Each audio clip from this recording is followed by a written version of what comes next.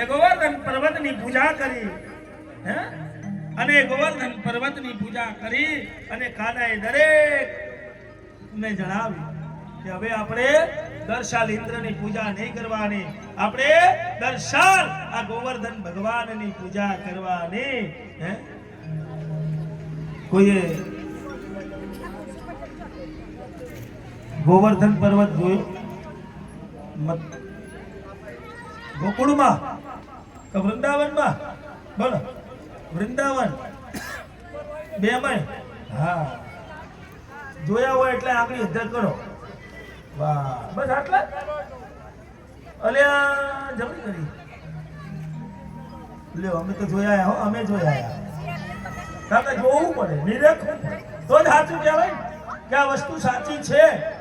જેને જોયું હોય એને ખબર પડે કે ગોવર્ધન પર્વત ક્યાં આવ્યો અને ગોવર્ધન લીલા ક્યાં થઈ. હે વૃંદાવન ગોકુળ આ બેની વચ્ચે તમે જોજો, ભગવાન ત્યાં ગાયો ચરાવવા માટે જતા હતા. હે એવી આ ગોવર્ધન લીલા. રજાભાઈ જરા નીચે પણ છે, હજુ નીચે પડ્યા છો, 15-20 જેવા નીચે છે. થોડા સ્પીડમાં ગોઠવી દો. એવા પરમાત્માની આ લીલાને કોઈ જાણી શકતું નથી. સમય ધીમે ધીમે ધીમે આગળ આવ્યો અને કંસ રાજાને ખબર પડી. કંસ રાજાને ખબર પડી કે મારો કાળ જન્મી ચૂક્યો છે, મારો કાળ જન્મી ચૂક્યો છે અને એ પણ નંદ બાબાને ઘેર. આવી કંસ રાજાને ખબર પડી એટલે કંસ રાજાએ આયોજન કર્યું કે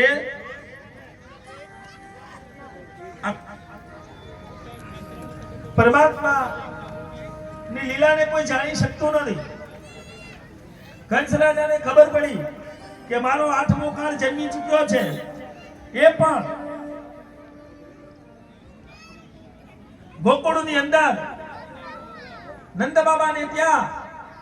એટલે આપણે એક આયોજન કરો, એક ધનુષ યજ્ઞ ગોઠવીએ, એ યજ્ઞમાં એમને આમંત્રણ આપીએ અને એમને આમંત્રણ આવે એટલે કહેવાનું એમના 2 દીકરાઓને લઈને આવે, પરમાત્મા ને બલરામ ને કૃષ્ણ ને, અને 2 જણા અહીં આવે આપણે એમને મારી નાખવાના.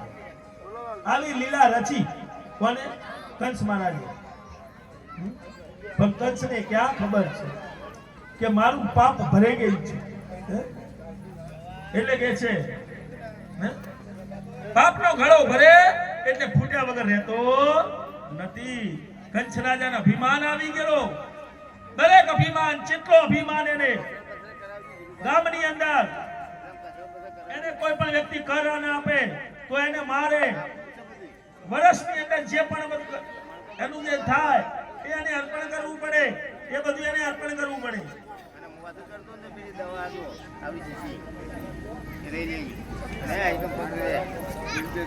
વિચાર કરવા લાગ્યા અને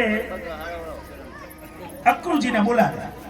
કંસ રાજાએ અક્રુજીને બોલાવીને કીધું કે તમે કામ કરો, તમે ગોકુળમાં જાઓ, ગોકુળમાં જઈને નંદ બાબાને આમંત્રણ આપો અને નંદ બાબાને એવું આમંત્રણ આપો, નંદ બાબાને એવું આમંત્રણ આપો. પેલી બાજુ જરા વિડીયો લઈ લેજો, પ્રજ્વલિત કરીને એનો વિડીયો લઈ લેજો. ધીરજ કુમાર ગોવર્ધન પર્વતનો વિડીયો જરા લઈ લેજો. ત્યાં અક્રુજીને બોલા